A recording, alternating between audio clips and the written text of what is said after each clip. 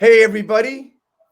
Good morning. My name is Dave Finale, and I host this program called Real Estate Talk TGIF. Today is episode 208, and I've got the most giving person I've met in years, Elias Astuto here from Team Fast. And we're going to get rolling in a minute. We're going to talk about his story. We're going to talk about what's important to him as far as what's important to helping agents build their business and everything else.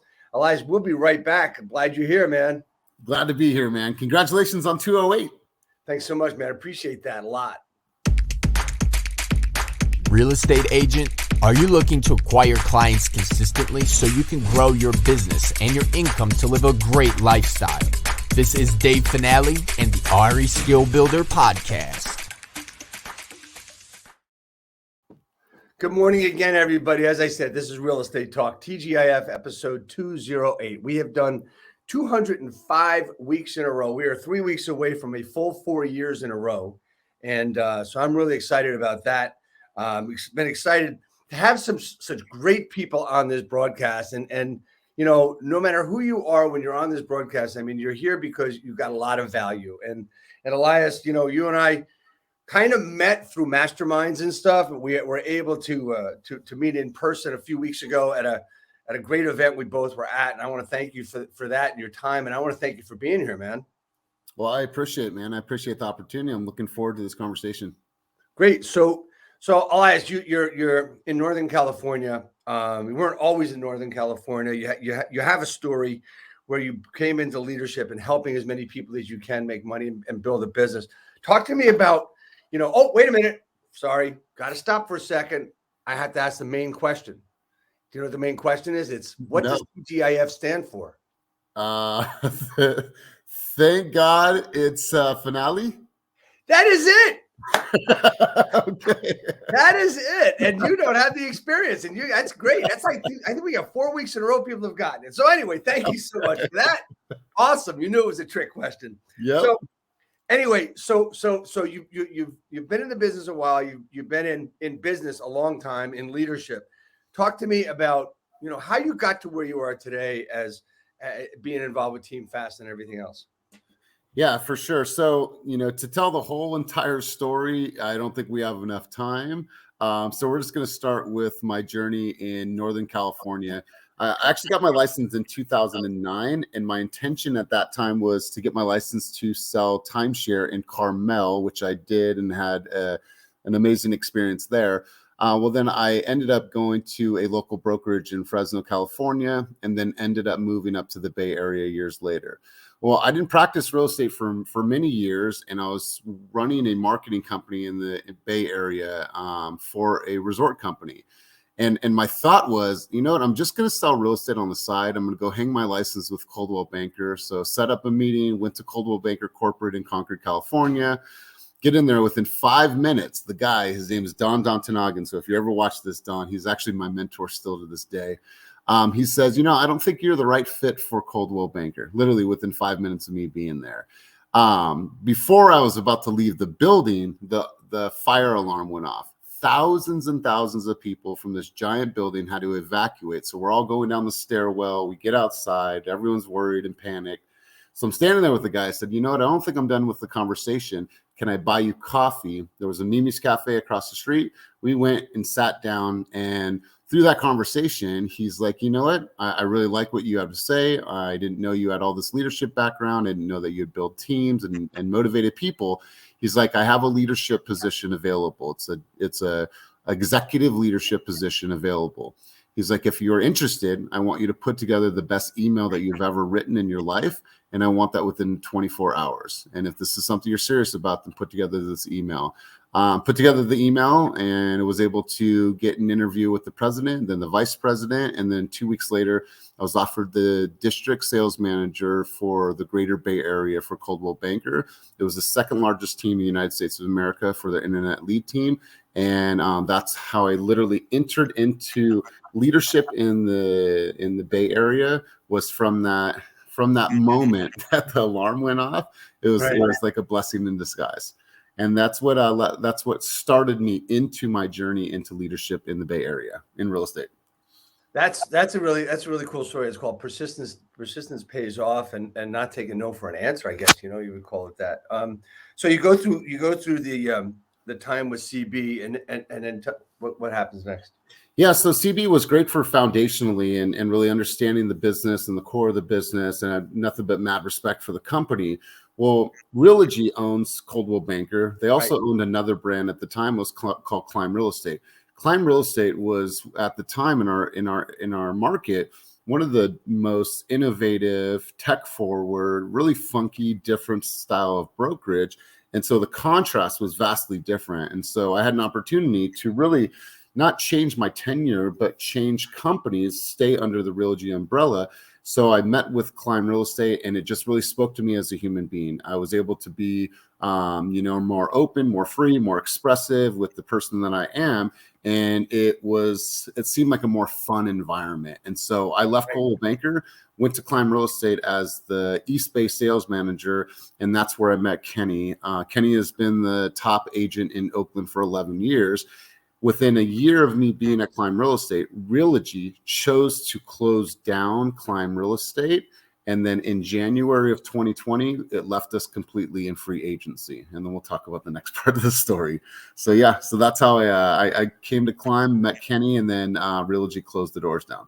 Yeah, so Climb was started by another great individual, Mark Choi, who has been on this broadcast, and who is also the founder of High Note, which is a good product that I've used. And I know you guys use a lot too. Game changer. And High Note plug, if you are out there, you're watching this and you do not have High Note, do a demo, take your presentation skills to the next level. It's an absolute game changer if you're in business, all types of business. It is an absolute game changer because just because of the analytics alone, you look at it that way. I mean, it's been great for us. Okay, did they look at it? No, what they did? Oh, cool, really good. There's a lot. Right. That's so right, man. What you're talking about. That's really right. Cool. So, all right. So then you're a free agent. The next step, Kenny. Yeah. Together. So it was heart-wrenching because there's an old saying when you're at Climb Real Estate, once a climber, always a climber. I believe when we were at Climb Real Estate, that Climb Real Estate wasn't just a brokerage. It was associated with a feeling, right? It's similar to how people feel about Apple. Yeah, there's tons of phones that can do just this, maybe even probably a little bit better, but it was the feeling that was associated with Apple and still is. And I think that same feeling was associated with being at Climb. It wasn't just a brokerage. It was a state of mind. It was something that was different, and it meant so much to us. So it was a punch in the gut, right? You stopped everything. You're like, God, it felt so good. And then everything ceased to exist. Well, It left us in free agency. I, being a father and always having a salary corporate America, I was like, I need to find a leadership position that's going to pay me $150,000 minimum salary and above and bonuses. Well, Kenny went and shopped every single brokerage out there to say, where is he going to take a small team of 10 people, which is called #TeamFast. And then I said, where am I going to go to land as a leader? I literally went to Better Homes and Garden for 45 days as a district leader for them. And I had an identity crisis there. It wasn't the right fit for me. It wasn't the place where I was going to grow. And Kenny took the team of 10 people and went to EXP. I started talking to Kenny, and Kenny's like, man, I'd love to work with you again. I'd love for you to be the sales manager. He's like, I can't pay you. I'm like, cool. Yeah, okay. I got kids, right? I got to take care of my family. And he's like, well, there's this thing. It's called Rev Share. We could talk a little bit more about that. So we came to an agreement, and I believed in the vision so much that I was willing to give up the security, give up the paycheck, and say, you know what, I'm all in because I believe in the vision. And I said, let's grow and let's do this together. And so I came to Fast Real Estate at the time. It was just Team Fast. There was 25 agents, and I came on as the sales manager. And literally, we came to EXP for two reasons. Really this simple, Dave. We came here first off because it was inexpensive to be at EXP.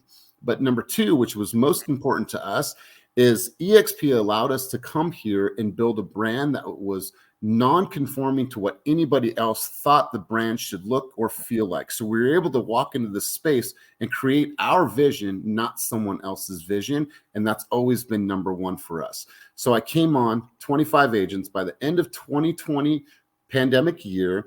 We closed out the year at close to 90 agents, and we were able to achieve $127 million in production. We grew like crazy. We started in a 300 square foot office. Today, we now have 11 offices.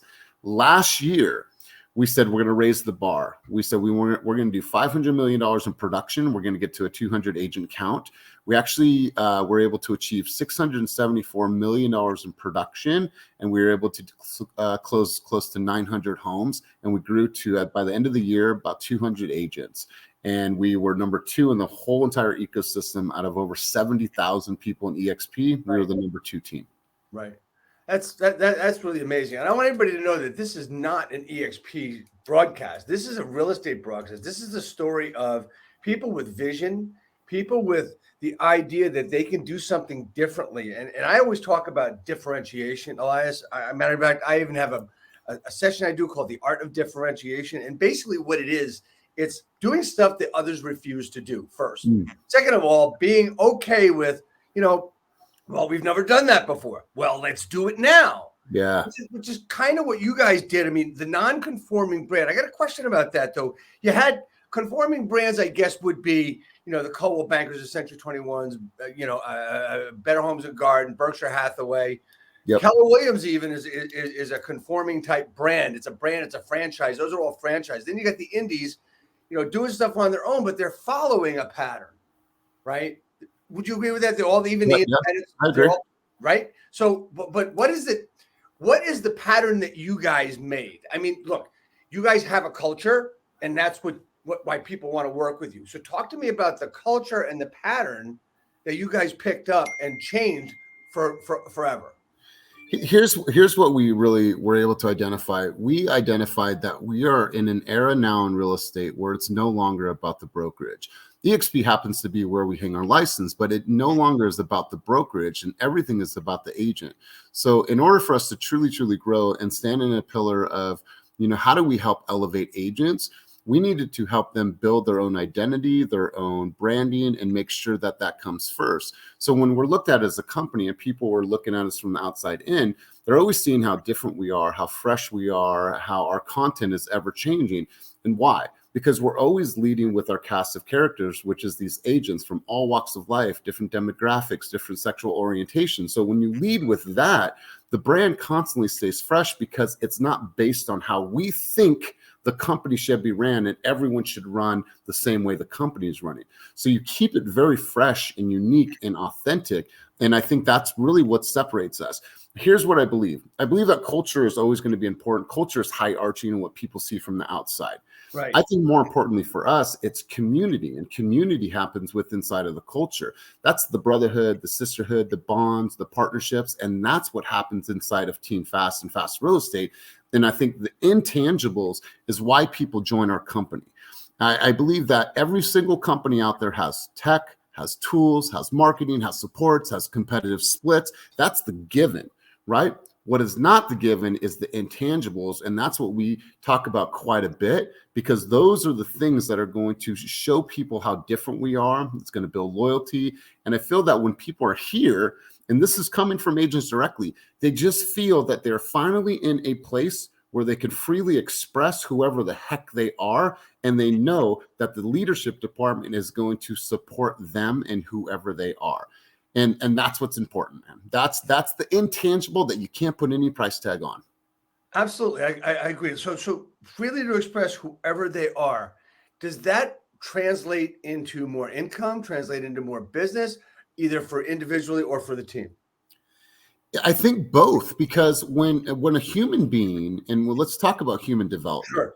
When a human being is 100% comfortable to be who they are, to express who they are, and let's just talk in business, then they feel comfortable to speak their own purpose. When an agent is able to speak their own purpose, speak their own truths, and it's real and it's authentic, and they're sharing that on social media, what are they doing? They're attracting the type of people that they should be working with, versus trying to show up as someone they think they should show up with, and then trying to get people to work with them because they're trying to be a certain way. No, be real, be authentic, and you will attract your tribe. So does that translate to more business? I believe 100% when someone is comfortable being themselves, that 100% that can translate into more business. Yeah, obviously you have to do the mechanics, you have to do the calls, you have to make the connections, and you have to close the loop. But I think part of that loop is being able to be whoever you are and be comfortable, but then do all the actions around that as well. Absolutely. I mean, a couple other things you said throughout the broadcast so far is one, it's agent centric, it's not broker centric, and that's a true belief I have, is that the brokerage model that we talked about, the ones that are conforming, I believe that model and that type of business, I believe, while we still see them all over the place, and in the majority of the agents, I believe that model is broken. Right? I really do. I believe it's broken and it can't be fixed, because you see a lot of people struggling and trying to get to what the other model is, your model. Well, they're not. I tell you what, I don't think they understand your model. I don't think they understand your company, Team Fast. I don't think they understand it. I don't think they can. But what I really love is you say the agents will speak their own purpose, so they attract the people that they should be working with, right? One of the things that I love about that is that everybody I've seen, not everybody, but most people I see get into this business, Elias, it's about what people tell them what they should do, tell them what they should say, and it doesn't fucking work because it's not them, right? Totally. I do a session every Wednesday called Scripts and Dialogues, and my whole point behind when I'm working on scripts, it's not what the script is, it's how you're saying the script, right? I want people to know the scripts. And as soon as they learn them, I want them to forget them and be themselves. That's my process for Scripts and Dialogues. Totally. Right? Man. So, and that goes exactly along with what you're saying. What you're saying is motivating. It's inspirational. It's really good shit. So, Dave, I love what you said about scripts, because it's like, here's your role in our play. Right? In this play that we call real estate and in the journey of real estate, here is your script. Go and bring that to life in your own way, in your own accent, in your own nuances, in your own vulnerabilities, expressions, whatever it is. Like, go bring it to life and let it speak through you. So it's the same thing, man. It's just like people. I mean, look, we are so hung up on copying people. We're told, agents are told, that when they get into this business, copy someone, find a top producer and copy them. No. Don't copy them, because you're only copying this. Those are the same agents, Elias, that you see posting about, I just got this listing, I just sold this listing, I'm so blessed I just got this listing. And I think that's kind of a lot of crap, to be honest with you, right? If you've got the whole bottom piece, which is all other content and everything else, and you're being yourself, that I completely and totally understand. So everything else is complementary, right? Totally. Yeah, absolutely. Okay, so you allow them to speak their own purpose. How do you communicate to a new agent that thinks that they need to be, in this pigeonhole, in this spot? How do you communicate that as a trainer, as a coach, as a human being, to get them to do the best that they possibly can at Team Fast? We show them, and the way that we show them is through the collective wisdom. And I am a huge proponent and believer of collective wisdom, that it's not that I'm going to lead a coaching session of 80 to 100 agents. It's that I'm a moderator of thought, and I'm a moderator of the collective wisdom. So if I can invite an agent to come to a group coaching session, they can sit in that session, and through great thought and through great conversation, and me moderating that scenario, they're going to hear and see and witness and be able to be a part of something that we've talked about. Now it's like, okay, let me show you. I've told you about this amazing community, this amazing culture, people being themselves, come to group coaching. And then they come to group coaching, they're like, wow, now I'm seeing this. Now I'm going to the offices and people are wearing hoodies and, coming in riding scooters and having fun, and we have a bar at the office, whatever it is, like they'll start to see it and they're like, like relevancy, right? It's like, what is relevant in today's market, man? Today's market is all about the agent showcasing what they're doing, documenting their journey, having fun, being expressive, being emotionally aware. These are things that have never been talked about or weren't talked about 10 years ago. So I think like relevancy and showing them and bring them into our environment. And then, you'll have those people that were told a certain way, like, oh, I need to have an Instagram for my business. I need to have an Instagram for my personal. What? Just be who you are and weave in the story of your life and let people see who you are. Because if you bore me with a bunch of real estate just sold, just listed, and pending, I'm going to tune you out. But if I see your kids, I see you're on date night, you see you're doing fun things, you kayak, all these things. Now I get to know Dave as the human, not just Dave as this robot that sells a bunch of real estate.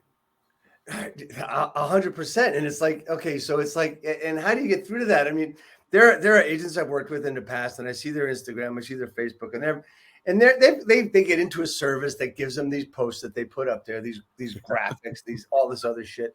And that's fine to use if you use it now and again. But then, if you search a hashtag, I find this really funny. You search a hashtag, you'll find 7, 8 agents in a row using the same post, use the same hashtag, and it all comes up. And they don't realize, I mean, they think they're getting business out of it. And that's fine. Maybe they are. Who might it say, right? But it's not themselves. It's not human beings. And when you ask an agent, well, I can't use my personal, my business pages for this, and this. Oh, okay. So if someone comes to your personal page, how do they know you're in real estate? Oh, well, it's private. Right. Elias, I do a ton of engagement every day on Instagram, especially. Right. And when I go to I want to DM someone and talk to them how their business is going. And I see it's private. And I'm saying to myself, why?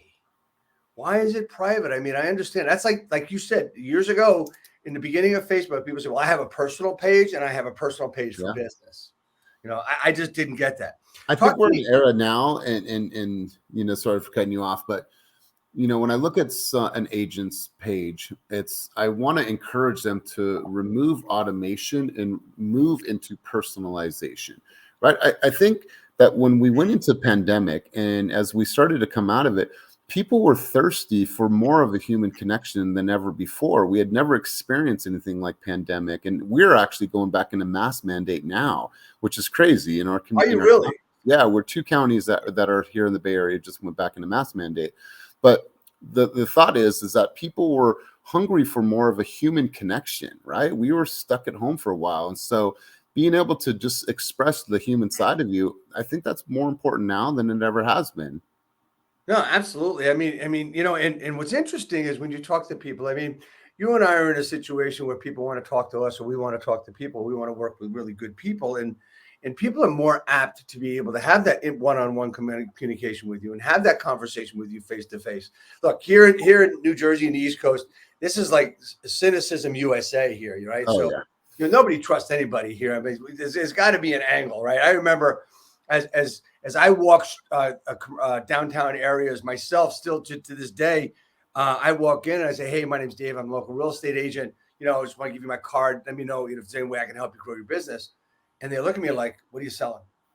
What do you want? Because that's the cynicism that we have. And that's the cynicism that most people have, because everybody thinks you're going to be sold, right? So let's get to initiatives and stuff. And one of the things you said the other day when we spoke, you said you like to drive initiatives that push production, because obviously what we want to do is we want to give value to real estate agents on this broadcast. And we already have, believe me, but people are interested in how do they build themselves and how do they build their business. And that was one thing you said the other day. You drive initiatives that push production. Talk to me about that. So I think, obviously I love what I do and I want to keep doing what I'm doing. If I don't, and my department doesn't produce results, meaning agents get into production, no matter what, there's going to be agents that simply don't make it in this business. That's the nature of this. But if I really like my position, and so I want to keep it, so I have to hit certain metrics for myself. So a couple things that we do is obviously we have an onboarding department that takes an agent through the first stages of getting their license transfer, signing up for business cards, getting their buyer's consultation, so on and so forth. Then once all that's done, they get their tech set up. Everything is done step by step. Then we have a foundation and preparation session, get everyone in the same room. It's kind of like an orientation. Then we do a business planning every single month. Then we have all of the agents that are brand new that have never closed a contract. They work with a new agent development coach. that guy, Eric King, is responsible for helping agents understand how to do a buyer's consultation and understand all the nuances that happen from the day one till I get my first pending contract. So now we have a boot camp. The boot camp is a 12-week prospecting boot camp that shows agents how to go out there and lead generate. The last thing that I want is an agent coming to us and say, do you have leads? Cool. And just waiting for their phone to ring and be like, oh, that sucks. I'm going to go somewhere else because I'm not getting enough leads. Are we showing agents how to go out there and find opportunities? Community involvement, we focus heavily on. Sphere of influence, obviously, farm, company-generated leads, and then we show them how to develop leads on social media, not by running ads, by simply showcasing their journey. They'll attract agents and they'll attract consumers, for different reasons. So I think that we've done really, really well at helping agents find organic opportunities and they're not dependent. Now, if an agent wants their phone to ring, we'll get their phone to ring, but there should be a progression out of online leads in our environment because agents are going to pay a 35% referral fee across the board. So if we can help them get out of that sooner, that means that they're making more money, and that means that they're working an angle that is going to help them grow in different ways. And so for us, man, it's all about how do we become a culture of prospecting, right? We use Sisu to track activities, whether it's conversations, appointments held, hours working in your business, hours working on your business, so we can help them really, really measure their success. We always tell agents, how can you measure what you're not tracking? Nothing in this business should be done haphazardly. So we really focus on what are you doing daily? What is the highest and best use of your time? How are you prospecting? And then we've worked heavily on making them masterful at their dialogue. I think that pandemic made a lot of people soft in real estate, and sales skills were not as prevalent. I believe the people that are going to win have strong personal brands and they have strong sales skills. And sales skills doesn't mean that you're sleazy. Sales skills means that you simply know how to ask the right questions. You know how to have the right dialogue, and you're masterful at what you say, when to say it, and how to say it. We've worked heavily on that, and we will continue to work heavily on that. And then create an atmosphere, Dave. Chet Black always says this. It's not our responsibility as coaches and leaders to make anybody productive. I'm not going to focus on making you productive. Our job and responsibility is to what? Create the environment that is created for them to choose to be successful, right? Here's the tools, the resources, the coaching, the training, the offices, everything, the calendar stack. You choose whether or not you're going to show up. I can't make you make your calls. You either want this or you don't. And if you don't want it, you're probably going to go back to a 9-to-5. Go back to a 9-to-5 or a typical brokerage too, right? Yeah, totally. Right. Yeah. Because that's not for you. That's not for me. That's not for a lot of individuals today where they don't understand it. So you talked about using Sisu to track, but you do need the agent to actually put their numbers in that system, correct? Totally.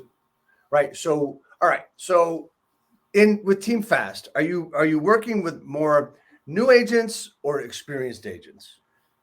It's literally both, man. We 2 months ago, we brought on $110 million in production from 4 agents.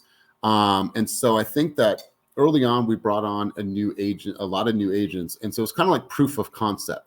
People were looking at us that were top producers, like, all right, let me see what they're doing over there. And then once they saw us produce and put up the numbers and shatter records and build and open offices, they're like, wait a minute, I want to get a closer look at that. And eventually they joined our company. So it's a matter of like social proof. Show me that it could be done, that I can elevate my business, being a top producer, coming in and aligning forces with you. And I think now that we're really starting to see these mega producers join our team.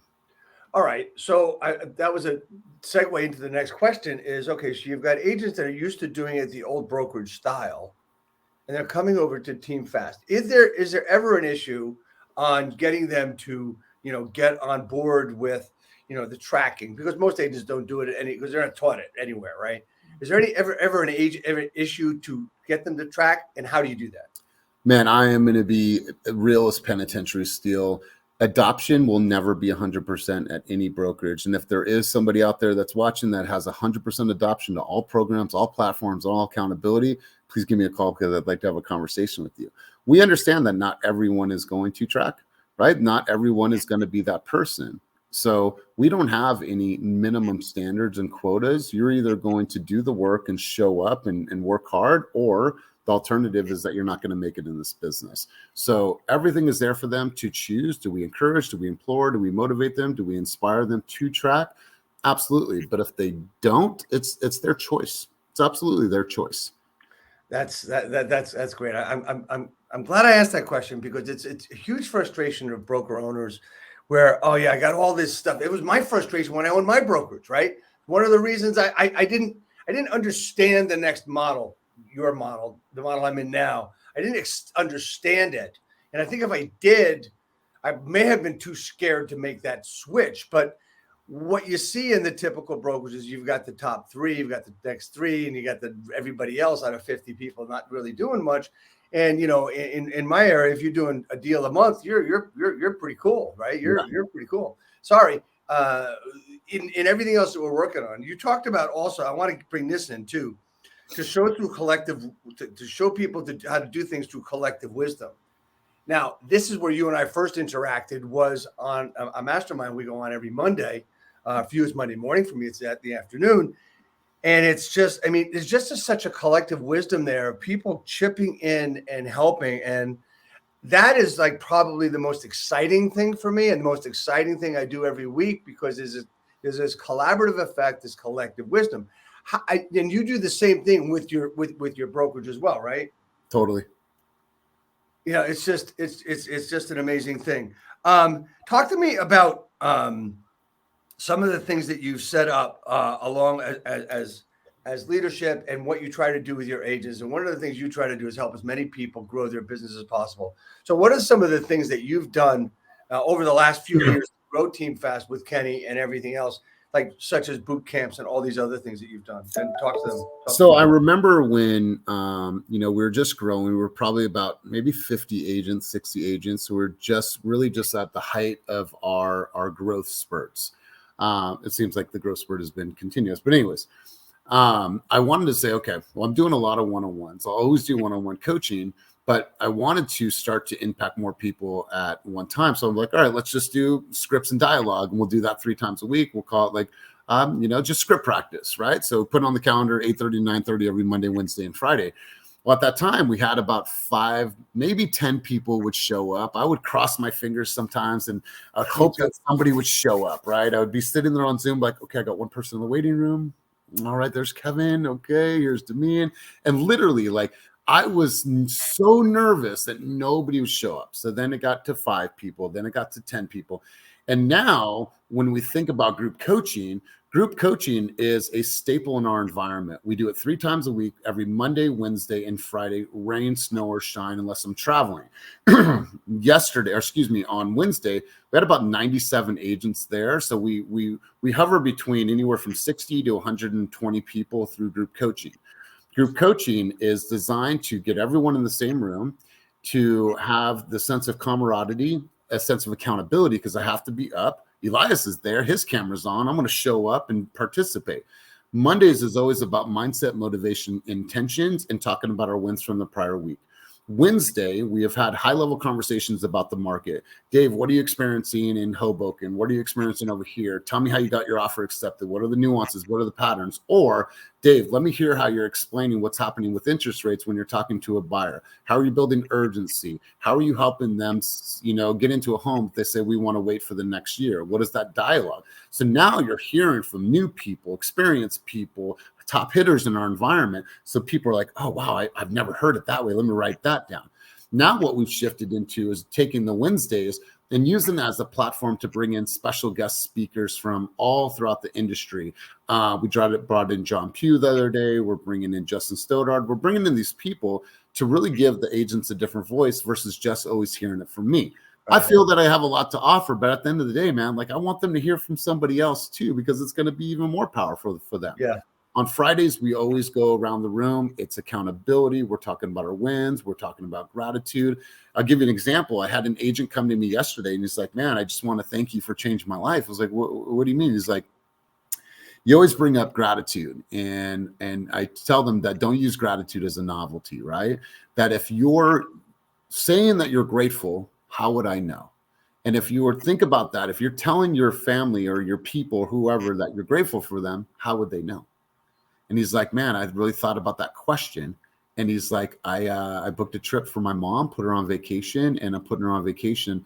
And I'm expressing in different ways, man. So like the growth that I've seen through group coaching, man, is absolutely tremendous. Sometimes people will come for a year or 6 months or 3 months, and then maybe they don't come as much. Maybe they'll come a couple times throughout the year, Right. but it is a staple in our environment. And it's something that we invite the public to come in. Abundance over scarcity. If you want to come in and just learn and listen and be a spectator, feel free to come in. I'm not going to pitch you on joining the team. I'm not going to ask you about joining the team. If you see the value, then we can have that conversation. But group coaching has been a huge part of our environment. So you open up the group coaching to not only Team Fast, but to anybody that wants to join. Anyone wants to come into the thing, right? Right. 100%. Okay. So you said something a minute ago. Is that how are you going to show up? Right. I've heard that from this group, right? And I believe that also came from our friend John Cheplak. Yep. How are you going to show up? Who do you have to become to actually excel and do that? Is it action based? Is it result based? What is the base, right? One of the things that I really was impressed when we spoke the other day was, your goal is not to help people be the best agent, but be the best human to be the best agent. Totally. That's an Elias quote. That's the one I got the other day, and that is so great because, I've learned so much over the past couple of years being involved with you guys and everybody else.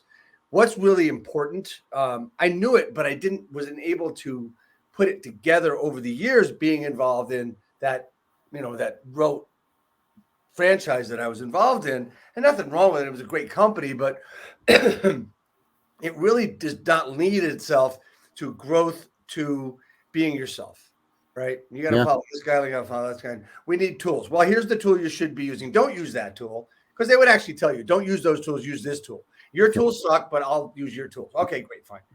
But the openness of what it is. I mean, look at what you guys have done in a very short period of time, and it's impressive as hell, man. And the reason it happens is attitude, right? The reason it happens is attitude. And what you say about the group. So I want to ask you this question. For my personal question is, you said that you had this fear that people weren't going to show up to the group coaching sessions that you were doing, and then they finally started coming. How did they finally start coming? How did you get from like one? I'm sure you may have even had a day where nobody showed. Right. Fortunately, I never had a day where nobody showed, but yeah, it was always a fear. So how did you go from that step to people showing up all the time? How did it escalate for you? Did you say something? Did you do something, or did you just keep putting it out there? Just kept putting it out there and just kept showing up and just said, no matter what, I'm here for you guys. Let's come together. And then if an agent is doing really, really good work and they're feeling like they're growing in those environments, those things, they're going to talk about that. They're going to talk about that amongst the team members, and then be like, hey, you should probably hop into group coaching, or hey, you're a new agent, you should probably tap into group coaching, or hey, I have this event that's going on in my brokerage, you should probably come in. So it started to become something that grew gradually, because I never stopped believing and I never stopped showing up. Like when I'm going to get on a coaching session, man. So I'll give you a little insider in my background. So anytime I'm doing group coaching, I have 2 pages of notes, stuff that I've researched, talk points, pauses, ideas, dialogue. So I'm constantly writing, and I'm constantly reading. So anytime that I get on the mic, there's always going to be things that are like that run like that are maybe sometimes it's redundant, whether it's gratitude or, Right. accountability, whatever Right. it is. But like, I'm always trying to find ways to keep it fresh. And so they see that. We're like, here's another perspective, man. Like, I never looked at it that way. That's 3 times a week, 3 hours a week I have to be on. So if I'm going to show up and continue to show up, then they're going to see that, right? The speed of the pack is the speed of the leader. Right. I know we're pushed for time, but I just want to add one thing to that is, you strive to change it up a little bit, to add nuances to it. And I was involved in John's group coaching for many, many years. And people say, well, I did that for a year. That was enough. I mean, he says the same stuff over and over again. But I ask people when they start talking to me about, well, I've already seen that guy talk. I don't need to see him again. Elias, I would watch you talk every week if I could, right? I would watch same you, to right? you, man. Same to you. So, and the point I'm making is this, I ask people this question. Maybe it's dated, maybe it's not. Have you ever seen the movie Star Wars? Yes. How many times? 8 times. Yeah. Okay. The 8th time you watched it, did you see anything different from the first time you watched it? The answer is always yes, right? I've listened to John for years, heard the same stuff over and over again. Guess what? He says the same stuff today that he did 15 years ago, right? Shame on me for not taking it all to heart, and now I am, and it's proven. So that's just something for everybody to know. Just because you saw somebody a couple of times, you need to see him again and again and again and again. No question. Anyway, so it builds that skill set, man. It's like, hey, like Elias is going to be there. Like that means like I got to get up, I got to get ready, I got to get my camera on, and like so it's like a sense of accountability. Like I got to be on at 8:30. They're going to be on. It's 3 hours a week for Monday, Wednesday, and Friday. Yeah. They know that they're going to be up. They're going to get some inspiration. They're going to hear from one of their brothers and sisters on the call and be like, wow, that was powerful, Dave. I'd never looked at it that way. And so they're not only learning from me, man, they are learning from each other. And I think that's what the collective wisdom is. It's powerful. Hey man, I know we're done with time, and I didn't show you this earlier. Is that the correct email address and the phone number for you? The phone number is correct, but the email is not correct. It's elias@fastagents.com. Sorry about that. No worries. I try to do as much as I can in what I like to call pre-production. Not wrong one. I call pre-production because I like to, think I've got a big thing here. But that's the right one. Man, yeah. Hey man, I want to thank you so much for being on the broadcast. I mean, there's 2 things left to do. 3 things actually. Is this the best way for people to get in contact with you? Tell people where you are and how they get in contact with you. I'm in the Bay Area, Northern California, originally from San Diego, but we have offices all throughout the Bay Area. You could find me on Instagram. Feel free if you ever have any questions, want to reach out, want to talk shop. I am here. Abundance over scarcity, where playbook is open to the world. We'll always give you a seat at our table. Great, man, because I want your boot camp playbook. That's what I want. Bro. Yeah, man. I'll send it over to you. Right. So 2 more things and we're done. Most important question that I'm going to ask you the entire conversation is, how do I, Dave Finale, help you grow your business? Help you, Elias, grow your business? I think this helps me here, man. Like being able to share this broadcast, being able to help me, share our good word, man, that helps me in itself, man. The more people I can talk to, the more people we can influence, that's how it helps me grow. If I can watch other people grow, then that's when I grow. Awesome, man. And last but not least, I know you came on for the hat. So here's the hat. Notice the new logo. The new event logo is the blue. Yeah, my lady will love me wearing a hat. Really? She says I look so silly when I wear a hat. Love you, babe. So I'll be sending one of these out to you. Everybody, thank you so much. Next week we've got a great show for you next week as well. And it's going to be Lee Brown. If you've heard of Lee Brown, you saw Lee Brown. She's been around a long time. She's a wonderful woman, and she's going to share so much stuff next week. Elias, just stay on for a quick second, and we'll be ready to rock and roll. We go off, and then I'll come back on real quick with you. Thank you. Perfect. Appreciate it.